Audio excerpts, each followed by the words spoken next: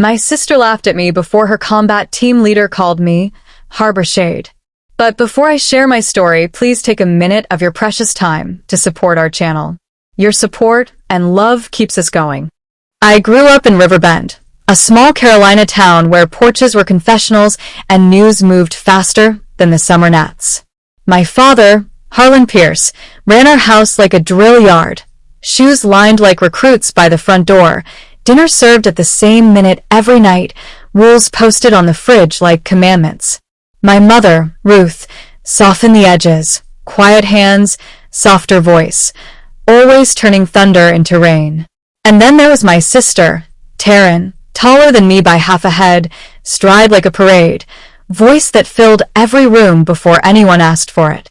When Taryn brought home a ribbon from track, Dad pinned it to the mantel while neighbors clapped over paper plates of baked beans. When I brought home top marks in algebra, he nodded like I'd returned exact change. "That's the baseline, Zariah," he'd say, using my full name like a measuring stick. "You don't clap for a clock just because it keeps time." Taryn was the headline. I was the footnote. At supper, Dad praised her command presence like he'd minted the phrase himself. He called me reliable, which in his mouth didn't mean dependable. It meant dull. Taryn basked, one elbow draped over her chair like it was a throne. "Maybe Z can alphabetize the napkins," she'd tease, "since she's so detail-oriented." Dad would chuckle. Mom would shoot him a look that said stop, but she never drew blood in front of us. Instead, she'd squeeze my shoulder at the sink and whisper, "Study isn't flashy, but it's what gets you across the river." By the time Taryn signed up with the State Guard Reserve, the whole town threw a block cookout. Harlan hung a vinyl banner across our fence, "Our champion," and folks arrived with foil pans like pilgrims, cabbage slaw, peach cobbler, sweet tea strong enough to walk. Her first short stint overseas came and went, and when she returned, people at Leroy's Diner stood to shake her hand, asking about dust and danger like she'd punched history in the jaw. Me? I was just Z, the younger one, the quiet one, the one who somehow failed to sparkle. Dad loved his introductions. "This is Taryn, my soldier," he'd beam. "And this is Zariah, reads a lot." People laughed, assuming we were all in on the joke. We weren't. The lowest cut came one crowded autumn, turkeys in every oven and cousins doubled up on folding chairs. Harlan lifted his glass. "To Taryn," he barked, "who shows this family what service means." He tipped his cup my way. "And to Z, who'll surely discover her gift eventually." The room tittered. I smiled without teeth, my fork imprinting little half-moons into my palm. Later, when the aunts argued over card games and the uncles argued about everything else, Taryn leaned close and breathed, "Don't take it personal, Z. Some of us are built for elevation." The word elevation hung in the air like steam. I didn't answer. I didn't throw anything. I just started a ledger in my head. Every slight was a line item. Every smirk, a debt coming due. Mom was the only one who looked at me and saw more than air. She was a school librarian who believed in the magic of spines and margins. When I told her I was thinking about applying to the Atlantic Defense Academy, a Federal Service academy that fed into the maritime branches, she didn't blink. She dried her hands on a dish towel and said, "If a storm doesn't scare you, it teaches you. You've been learning in silence your whole life." Dad overheard and laughed from the doorway. "The Atlantic?" He dragged the word like a net. "They'll chew you up and spit you back on this porch. Don't set yourself up to fold." Taryn chimed in from the couch. "Please. First morning you're crying for Mama and her lemon tea." That night, while they cheered game shows and argued about whose turn it was to rake, I filled out forms under the glow of my desk lamp. No theatrics. No declarations. Just ink and intention. In Riverbend, admiration clung to uniforms. Taryn strutted through town in reserve blues, medals polished like moonlight. I worked bagging groceries at Parker's Market, counting change while my classmates debated prom colors. A few regulars patted Taryn's shoulder when she came through my lane, then looked past me to the next customer as if I were stage crew. Mom kept slipping folded notes into my lunches, lines from poems, lines from nowhere. Don't dash from storms. Learn their rhythm. I didn't understand it then. I do now. The worst public sting arrived at our family reunion when I was 16. Taryn wore her press jacket, and the son fell in love with her shoulder boards. Someone asked if I planned to follow in her boot prints. Before I could answer, Taryn laughed loud enough to turn heads. Command doesn't scout quiet girls who trip over their own shadows. The laughter came again, thin, bright, nervous, and then everyone went carefully still, waiting for Dad to correct her. He didn't. He laughed too. That night, I locked my door and spread the Atlantic Defense Academy packet across my bed like a map to elsewhere. If Taryn was the family's golden headline, so be it. I'd be the byline no one saw coming. The one that carried the story.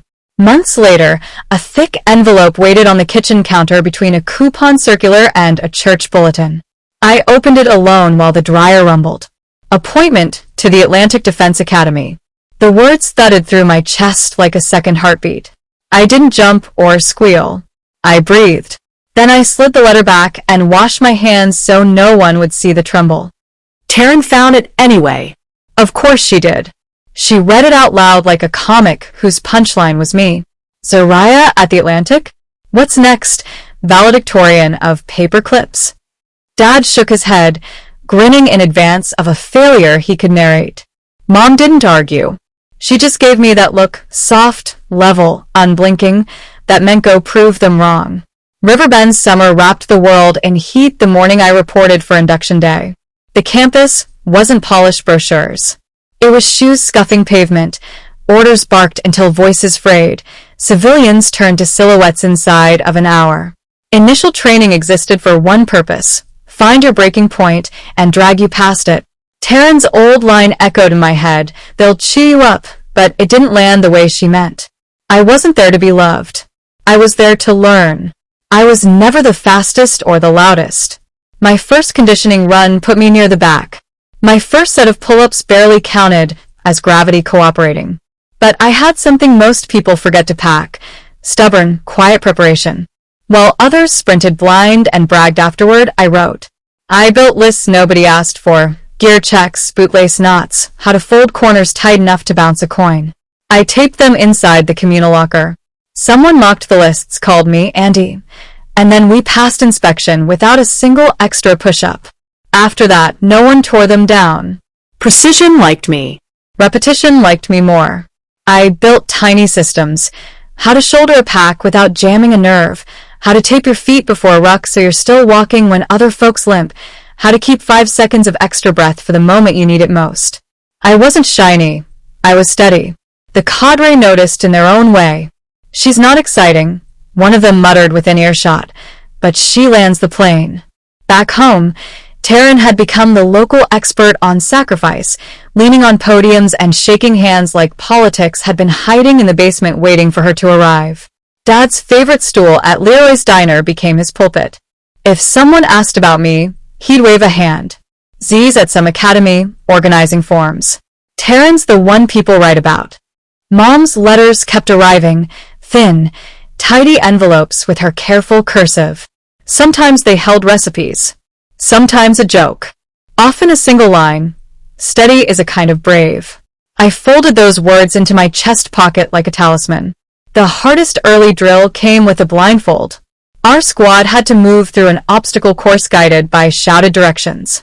The voices melted into chaos. Left and right down, not language so much as panic. I slammed a shin into a beam and tasted iron where I'd bitten my tongue. So I stopped listening to noise and listened to training instead. Palm firm, knee up, weight shift, breathe. I climbed by memory, counted by knuckles, trusted the map I'd made in my own head. When the blindfold came off, the instructor's grin was gone. He didn't say good job, no one did, but he nodded like he'd met me for the first time. Word traveled in the barracks the way it always does. If you don't want to mess up, ask Z. I didn't become popular. I became useful. There's a difference, and I wanted the second one anyway. By the end of that first training phase, I knew 2 things. The loudest people arrive first, and the consistent ones last. I planned to last. When recognition day finally arrived, I stood on the parade ground in a uniform that didn't yet feel like skin and watched a blur of families find their children.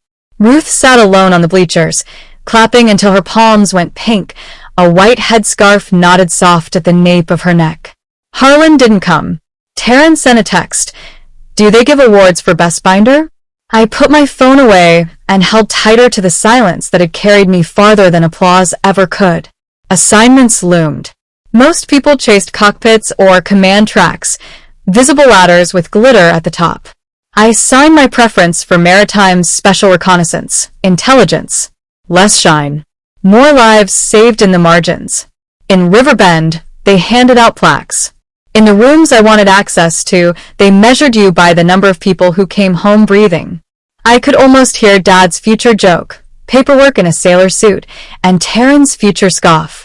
But I wasn't writing to their audience anymore. Quiet doesn't trend. Quiet doesn't headline. Quiet, done right, wins wars you never read about. I packed my notebooks, my tape, my stubborn rituals, and walked toward the part of the service no one clapped for. Exactly where I belonged. Selection for Maritime Special Recon. Intelligence tasted like salt and grit from day one. The cadre made it clear, this pipeline wasn't about glory. It was about finding seams in chaos and stitching them shut before anyone bled out through them. The operators chasing fast boats and louder stories called our wing the library. I didn't mind. Libraries are where people survive winter. I wasn't built to win the wall sit contests or smoke anyone on the beach runs. My edge was smaller and meaner. Preparation. While half the class compared blisters like trophies, I wrapped my feet the night before rucks, moleskin tape a dab of balm on hot spots, then logged what worked and what didn't. While folks bragged about finishing chow in 60 seconds, I mapped how long it actually took to stage gear without cutting corners. I kept a notebook laminated at the corners, a poor woman's black box. If I crashed, someone could read what I'd learned and land the plane anyway. They noticed without complimenting. Instructors don't hand out praise. They hand out fewer reasons to yell. That's its own kind of metal. The first field block chewed through egos like cornstalks in a storm. Navigation at night. No lights. Swamp water up to the waist. Our class moved like a rumor through the cattails. The squad lead insisted he could feel north. After the second loop around a dead cypress, even pride got quiet. I asked for 5 minutes and a pace count, then laid out bearings I'd already sketched from aerials. We hit the control point at gray dawn, mud to our ribs, breath fogging in the cold. No one said thanks. Instead, 2 candidates started copying my pre-mission cards. Good. Gratitude doesn't keep you alive. Habits do. Operator culture tested me next. The strike team we were paired with rotated through for integration drills, big frames, bigger energy, that practice calm you only earn by seeing nights you don't speak on. They were all black like me, faces that could have been cousins at a reunion, only harder at the edges. One of them, Jericho Vance, wore leadership like a weighted vest, never showy, just heavier than the room. Another, fresh and restless, Kellen Boyd, looked like recruitment posters had taught him to smirk. Kellen thumbed through my binder the first night like it was a comic. What's with all the lists, Pierce? He asked, eyes bright with challenge. They're the parts people skip right before the obituary, I said. He snorted. Jericho didn't. He didn't say anything at all, just watched the way the pages were tabbed and the pencil marks darkened at choke points on the map. A week later, a training assault on a cliffside compound gave everyone their favorite thing, a chance to ignore the librarian. My assessment flagged a ledge as unstable, recent slides, weather rot, hairline fractures on overhead imagery. The CQB team eyed the straightest route like a dare. Halfway up, shale peeled like scabs. 2 men slipped, harnesses biting, the line jerking like a live wire. They aborted, rattled but intact. No one looked my way when boots hit ground again. But my binder stopped appearing where I'd left it. It started returning with new fingerprints at dawn. People borrow faith before they claim it. Training sharpened into something colder. No more role play, more real edges. We built mission packets that 8 hours and spat out margins of safety. Terrain notes, choke points, route alternates. Odd little tells no one else cared about until they mattered. In the margins, I wrote my rules. If it isn't on paper, it isn't real. If you can't brief it plain, you can't trust it under fire. Redundancy is not cowardice, it's respect for tomorrow. Plenty of operators wanted burn and bang. That energy has a place. But it's maps and time and tiny corrections that keep that energy from burning you down to a name on a wall. The first time my packet stopped a disaster, it didn't feel cinematic. It felt like a quiet door refusing to open. We were running a compound clear on the far edge of nowhere, the sort of tilt-a-world town where roofs are either satellite dishes or promises. The plan was simple. I don't trust simple. In the packet, I marked a side entry as probable trap, based on fresh plaster dust and a line of debris that didn't match wind patterns. The team grumbled and rerouted 5 feet left during breach. A shaped charge had waited where we didn't go. The blast chewed rock and swallowed air. No funerals. Just ringing ears and a new respect for boring. Back in Riverbend for a 72-hour breather, the house smelled the same: pine sol, hot grease, the faint powder of old hymnals. But Ruth's hands trembled pouring coffee, and her scarf hugged closer to her cheekbones than it used to. She hugged me long, like she was listening to my heartbeat, as if it could tell her something the doctors hadn't. Harlan barely looked up. Taryn waited 10 minutes before launching into a monologue about her new community award for service visibility. "You still doing binders for boats?" she asked, sweet as vinegar. "I keep telling folks, our family's got a doer and a documenter." "You're welcome," I said, setting my duffel down. "Documents keep doers from dying." Dad barked a laugh like a drill whistle. Mom changed the subject, the way women do when they're outnumbered but not outmatched. A week later, the doctor's words sat down at our table without asking. "Cancer, the stealth kind. Aggressive like weather." Ruth smiled through it. Church smile, teacher smile, brave like only mothers know how. Harlan waxed the truck twice in 3 days and rehung every picture that had ever leaned a little. Taryn doubled her time at the Civic Center and quadrupled the stories about it. I drove back and forth between base and home like the highway owed me something. At 2:17 a.m., when the world shrank to a chair and a bucket and a pill sorter, it was my hands under Mom's elbows. "Don't let them teach you what you're worth," Ruth whispered one night when the house breathed in unison and the cicadas took their breaks. "They can't count that high for you." I tucked the words into the notebook where I keep the rules. When Ruth slept, I went to the kitchen and laid out bills and appointment cards and grids that made the future feel less like falling. Harlan walked in once, eyes red-rimmed, and said, "You don't have to do all that. Taryn's got the public side handled." I slid the pharmacy receipt across the table. He stared at the number like it was a border and nodded, small, like maybe numbers have their own kind of sermon. The morning Ruth passed, the house got noisier with casseroles and quieter with the truth. Neighbors packed the living room with foil and sympathy. Taryn cried with an audience. Perfect posture, tissues at the ready. I scoured pans in the sink until my knuckles burned, because scrubbing is the closest thing to control when the sky drops. After midnight, when the door clicked shut on the last well-wisher, I sat in Mom's chair and pressed my palm flat to the worn armrest. Steady is a kind of brave.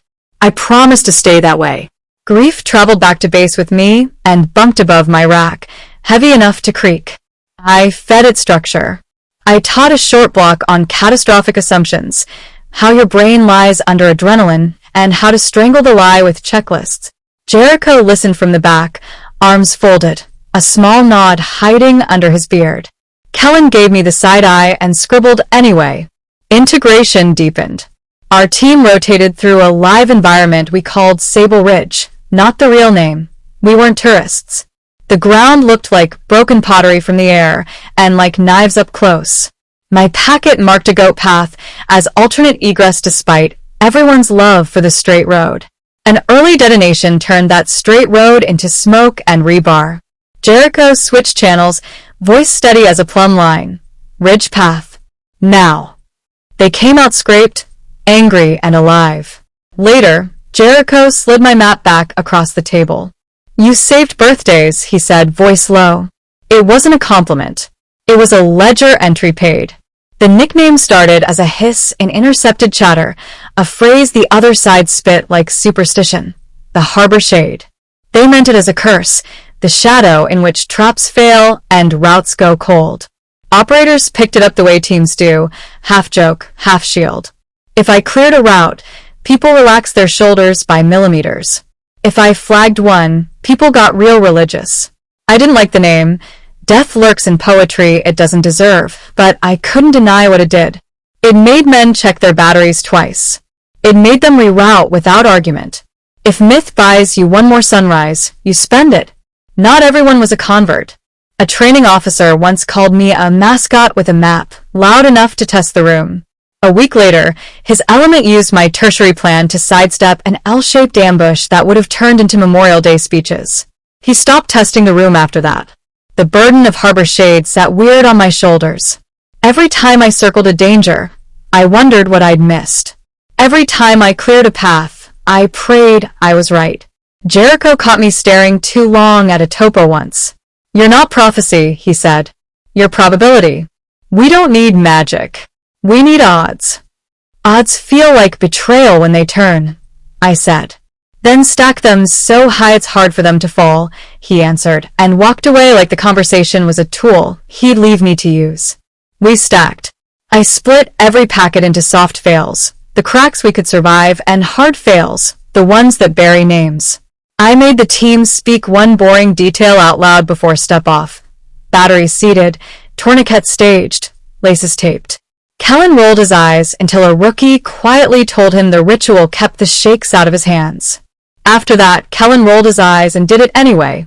When we spun stateside for a breather and a memorial, I took a detour through Riverbend I hadn't planned. Dad hosted a neighborhood cookout, the kind where smoke decides your mood and kids turn lawn chairs into forts. He bragged about Taryn's newest certificate like he was on commission. When someone asked about me, he waved it off. Z keeps a ledger for the Navy. Taryn carries the family name. I put a rib on my plate and kept my face set to neutral. In the quiet place under my ribs where the anger wanted to scratch, Mom's voice brought a broom and a bucket. "Don't let them teach you your worth." 2 mornings later, I ran our old route past the ball fields and the mill. The town felt smaller the faster my feet hit the road. I wasn't running from us. I was outrunning the echo.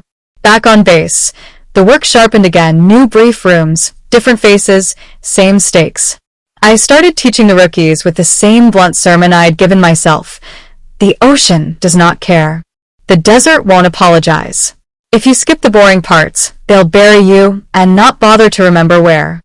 Jericho sat in the back sometimes, arms crossed, saying nothing and changing the room by being there.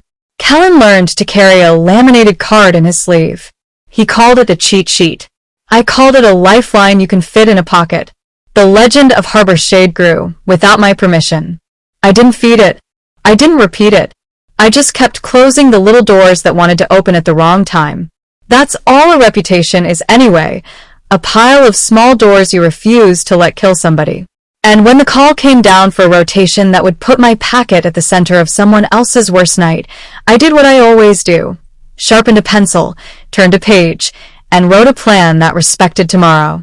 The rotation orders pinned me to an intel tent on the far side of the desert.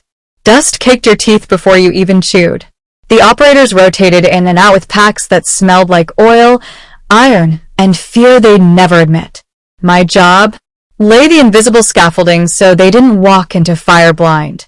The first time I briefed a full team, half of them kept their heads buried in cans of energy drink. They'd been doing this long enough to trust muscle memory over maps. I didn't waste time dressing the slides up. If you cut straight through this valley, you'll be calling for body bags. Here are your alternate exits. Here are your blind spots. One of the senior chiefs smirked and asked, "What if we just ignore all that?" I met his eyes. "Then I'll be the one writing the casualty report while the rest of you turn into headlines." That got the room's attention, not applause, just respect, the kind you can spend later. The rituals started to spread. At first, it was me taping checklists to lockers. Then it was Jericho muttering battery check before stepping off, and suddenly everyone was echoing it. Rookies mocked it until one of them realized the ritual calmed the shakes in his hands. From then on, it wasn't superstition, it was culture. It wasn't long before the nickname clawed its way into daylight. Harbor Shade. It wasn't meant kindly. Insurgents muttered it in intercepted chatter like we carried a ghost with us, some omen that bent their traps sideways. Operators, being who they are, grabbed it and ran. If I flagged a route, they'd say, "Shade says it's death." If I cleared one, they walked it like gospel ground. I hated it. Death didn't need another poet, but it worked. Men taped their boots tighter because of it. They rerouted when pride told them not to. I stopped fighting the name and started using it like a hammer. Kellen was the last to bend. One exercise, he almost led his squad into a choke point I'd marked with a red circle. He froze when he saw it, rerouted, and afterward shoved my packet into my chest. "Didn't die today," he said, voice low. "Guess your lists aren't trash." That was the closest thing to an apology I was going to get from him. But superstition cuts both ways. On a mission through a valley we thought we knew, the enemy rewrote our playbook. An RPG screamed out of the tree line like lightning. Within minutes, comms filled with chaos. My fallback routes saved most of the squad, but not everyone made it out. One voice went quiet on the net and never came back. Back at base, silence hung heavier than gunfire. Jericho found me alone, staring at my plan with ink smudged under my palm. "Without your alternates, half the roster would be gone," he said. I couldn't answer. All I saw was the blank space where a name used to be. For weeks, I barely slept. Every time I closed my eyes, I heard the launch, saw the gap in the roster, felt the weight of my pen. I rewrote the checklists over and over, adding columns for soft fails, the cracks we could live with, and hard fails, the ones that killed. I made the men speak a boring detail out loud before stepping off. They grumbled until it saved us once, and then they never questioned it again. The irony was sharp. The name I hated, Harbor Shade, spread even faster after that mission. They didn't mean it as a curse anymore. They meant it as survival. If shade marked danger, you listened. If shade cleared a path, you trusted it. At night, I thought about Taryn. She would have taken the nickname and printed it on banners, run for office on the back of it. Me? I left it unspoken, heavy but steady, like a ledger I couldn't close. Failure changed me. I wasn't the girl chasing my father's praise or trying to outshine my sister anymore. I was the woman carrying lives line by line, checklist by checklist. Every packet became a vow, never let complacency take another name. Quiet doesn't headline, but quiet keeps men breathing. And that was my revenge, not against Taryn, not even against Harlan, but against every smirk, every doubt, every careless dismissal. My revenge was survival, multiplied by however many came home because of me. Home leave in Riverbend was supposed to be quiet. A few days of coffee with Dad staring out the window, Ruth's absence carved into every corner, and Taryn parading her latest ribbon like a crown. That was the script. But things don't stay scripted once whispers travel farther than you do. The Civic Center fundraiser was packed with everyone who mattered, or thought they did. Retired officers, local politicians, church ladies with Jell-O molds balanced in Tupperware. Taryn owned the room, smile polished, hands shaking hands like she was campaigning for governor. Dad stood beside her, chest puffed as though he wore her medals himself. I tried to hover near the coffee urn, invisible. It never works. Taryn spotted me and dragged half the room's attention across the carpet. Well, she said loud enough for echoes. Look who showed up, our Navy's favorite clerk. Her hand landed on my shoulder like ownership. Do they give out ribbons for best stapler usage, Z, or just certificates? A ripple of nervous laughter scattered through the hall. Dad smirked. He always loved her jokes best when I was the punchline.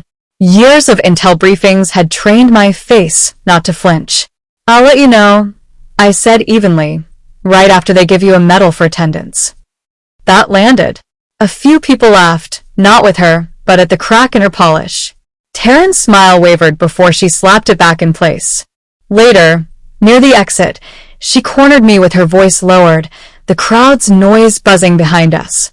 You think a few months overseas makes you special? She hissed. Nobody here cares what you do. They care about who shows up. And that's me. You'll always be the ghost sister. Her words slid in sharp, but not the way she thought. She was right about one thing. Most of Riverbend didn't understand me. They understood parades, speeches, cameras. They didn't understand nights in tents, eyes on maps, fingers ink-stained from notes that kept strangers alive. A few days later, Dad held his annual barbecue.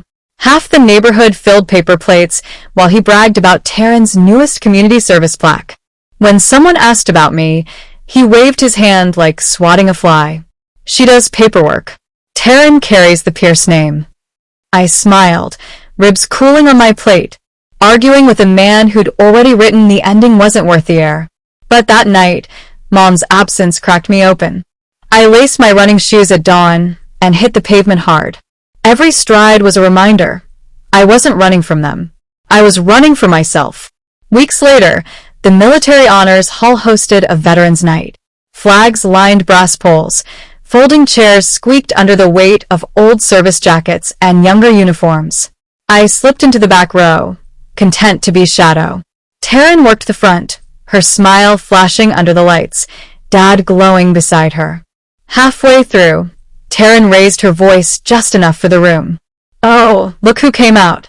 My little sister, the Navy's secretary. Keeps the pen sharp, don't you, Z? Laughter floated. Dad joined in, booming. Taryn served up front. My youngest pushes paper 1,000 miles away. It was a familiar humiliation. But then something broke the script. One of the SEALs standing near the podium turned his head and fixed his eyes on me. His voice, low but carrying, cut through the fans whirring overhead. Are you the Harbor Shade? The room froze. Veterans straightened. A widow in the front whispered, She's somebody. Dad's jaw worked, confusion flickering. Taryn's smile faltered. The SEAL, Jericho, stepped forward. Ma'am, he said, voice steady, you flagged the traps in Almaguer. You rerouted us through Sable Ridge. You kept us breathing. I owe you birthdays. No fanfare, just raw truth. The crowd shifted. A Vietnam vet pressed his hand to his heart.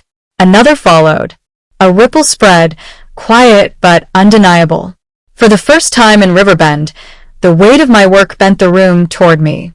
Dad muttered, She just files. But Jericho cut him off. With respect, sir. She doesn't file. She keeps us alive. There's a difference. For once, Taryn had no comeback. The silence that followed wasn't awkward. It was corrective. I didn't gloat. I didn't smirk. I just said, steady, I came here to sit among people who understand cost. That was enough. When the night ended, neighbors approached not with applause, but with words that mattered more. Proud of you. Always were. A veteran shook my hand without names exchanged, like language wasn't needed. Even Dad came closer, shoulders sagging under years of mismeasure. His voice cracked. If all that's true, why didn't you tell me? I met his eyes. Because you never ask. He had no answer. And in that moment, the shade wasn't just mine. It was the room's. It was survival's. It was respect, finally standing taller than pride. After the night at the Honors Hall, Riverbend was different. You didn't need a paper to print it. Word traveled faster through porch swings and diner counters. Folks who once saw me as Taryn's quiet shadow started tilting their heads, remembering Jericho's words, replaying the silence that had cut deeper than any speech. Respect doesn't need a headline. It just needs witnesses. Dad couldn't sip his morning coffee the same way. He stirred sugar into sugar, his hand trembling like the spoon was measuring guilt instead of sweetness. Finally, he muttered, the way that SEAL spoke about you. If it's true, I was wrong. I didn't rush to fill the silence. Letting him wrestle with the weight was the only justice I wanted. After decades of measuring me against Taryn Shine, he was realizing his scoreboard had been broken from the start. He whispered, I wanted you to be like her. Thought she was the strong one. I met his eyes. You saw what you wanted. But truth doesn't bend just because you ignore it. He nodded, small, like a man trying to rebuild with hands that had already broken too much. Taryn didn't fade quietly. If anything, she turned the volume higher, more speeches at luncheons, more photos at fundraisers, louder laughs at church. But cracks appeared. People listened politely and whispered afterward. A woman at a county bake sale leaned to her neighbor and said, "She sure talks about herself. Didn't her sister get called the Harbor Shade?" Taryn heard. Her smile stayed pasted, but her eyes flinched. The revenge I carried wasn't about humiliating her. It wasn't about dad groveling, either. It was about building something so undeniable that their words stopped matching. Taryn's applause was shallow. Mine was men knocking twice on a doorframe before stepping into darkness because they believed my boring details gave them another shot at daylight. Back at base, I heard the knock twice echoing in ready rooms, sharp and steady. It wasn't superstition anymore. It was culture. My habits had outgrown me. Jericho's squad lived them, passed them on, never needing to say my name. That was enough.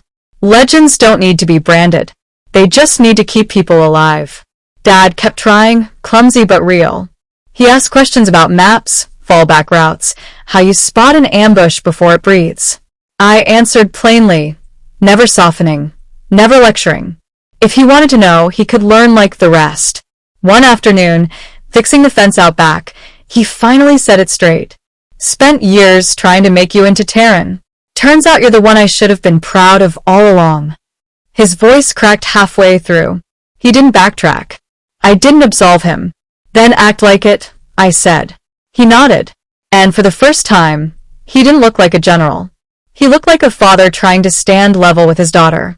Mom's absence stayed loudest in those moments. She would have smiled seeing Taryn squirm under the weight of truth. She would have cherished watching Dad admit his blindness. But more than that, she would have been proud I chose my own definition of strength. Taryn still tried to claw the spotlight, but the shine didn't stick. Without applause, she seemed smaller. Louder doesn't always mean stronger. Eventually, she was left with what she'd always feared most: silence. As for me, I stopped running from the name Harbor Shade. At first, it felt like a curse, then superstition. Now, it was shorthand for survival. I didn't tattoo it on banners or chase the myth. But if it made someone check their gear twice or reroute at the right time, I could live with it. That's the difference between pride and honor. Pride needs clapping. Honor just works. My revenge wasn't in humiliating Taryn or in making Dad eat his words. My revenge was in building a truth that didn't need their permission. A truth that outlived their doubt. One night, closing up my binder after another training cycle, I caught myself whispering something Mom had once told me. "Don't let them define you." I hadn't. Not Dad, not Taryn, not the town. I had to find myself in quiet ink, in rituals, in survival that outlasted applause. Revenge wasn't louder. Revenge was steadier. Revenge was the truth standing taller than pride. And when I heard a squad knock twice before stepping into danger, I knew my work had already outlived me. Sometimes revenge isn't about raising your voice. It's about outlasting the noise. Zariah Pierce didn't win through applause, medals, or shallow approval. She won through persistence, discipline, and the quiet kind of strength that saves lives. The truth is this: pride fades. Honor lasts. And in the end, the world always notices the steady hands that keep it standing.